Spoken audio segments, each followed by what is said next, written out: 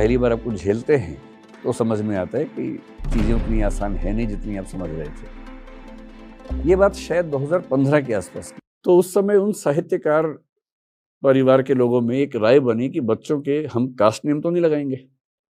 उनमें से एक हमारा परिवार था। तो हम 3 भाई हैं, मैं सबसे छोटा भाई हूँ और हम तीनों भाइयों के सरनेम अलग-अलग हैं। जब मैं छोटा था तो मेरा नाम जब सरनेम लगाया गया तो चक्रवर्ती लगाया गया था और क्षेत्रीय अनुभूति ना होने लगे कि बंगाल से मैं हूँ, तो फिर उन्होंने सोचा कि इसको बदलें। उनके बच्चों के नाम में दिव्य कीर्ति लगा हुआ था, तो उनसे बोरो करके हमने, मतलब मेरे पिताजी ने मेरे नाम को विकास दिव्य कीर्ति, नाम नहीं है ये, मेरा ओरिजिनल और लीगल नेम है। ये केवल शौक से रखने वाला नाम। तो मैंने कई साल के संकोच के बाद पहली बार पिछले साल एक इंटरव्यू दिया ललन टॉप को। उन्होंने भी ये सवाल मुझसे पूछा। आपने शायद वो देखा नहीं होगा क्योंकि मैंने उसमें इसका जवाब दिया हुआ है। जब उन्होंने मुझसे पूछा तो मैंने इसका जवाब वहाँ भी दिया। आज क्यों उसको उसकी मौलिक कल्पनाओं से मुक्त कर दूं? अगर उसकी कल्पनाएं हैं, उसको मजा आ रहा है सोचने में, और यदि मेरे बारे में 4 गलत बातें बोलने से उसकी खुशी बढ़ रही है, उसका हैप्पीनेस इंडेक्स बढ़ रहा है, तो मैं क्यों उसकी खुशी का 384 रैंक मेरा आया था। प्रीलिम्स में सोशियोलॉजी विषय था, मेंस में सोशियोलॉजी और हिंदी साहित्य विषय थे। अगर आप इससे और ज़्यादा जानना, पहला अटेम्प्ट था, उसकी याद रहती है जहन में। कुल 1169 नंबर आए थे, 384वां रैंक आया था, क्योंकि मैं माइल्ड नॉक नहीं पाया गया था। उसी में प्रयोग करना है, उसी को जीना है।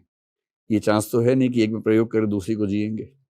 तो जो नौकरी अच्छी नहीं लग रही तो फिर मैं क्यों उसको ढोता। तो फाइनली उसको मैंने छोड़ दिया, क्योंकि हर फैसले के दोनों पक्ष होते हैं ना, फायदे भी नुकसान भी होते हैं। और मैं ईमानदारी से कह रहा हूँ कि ये मेरे जीवन का शायद अकेला बड़ा फैसला है जिसका रिग्रेट मुझे आज तक 1 सेकंड के लिए भी नहीं हुआ।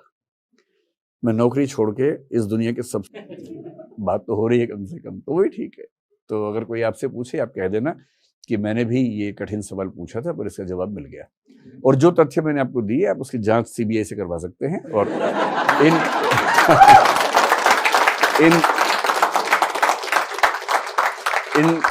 इन सारे तथ्यों में से एक भी गलत निकले तो मैं उसके लिए जिम्मेदार हूँ, आपके चैनल पे कह रहा हूँ। मैं एंग्जाइटी से थोड़ा आगे की अवस्था में था, और प्योर डिप्रेशन शायद उसको नहीं कहना चाहिए। सिचुएशनल डिप्रेशन एक चीज होती है, कुछ कुछ वैसा मामला था।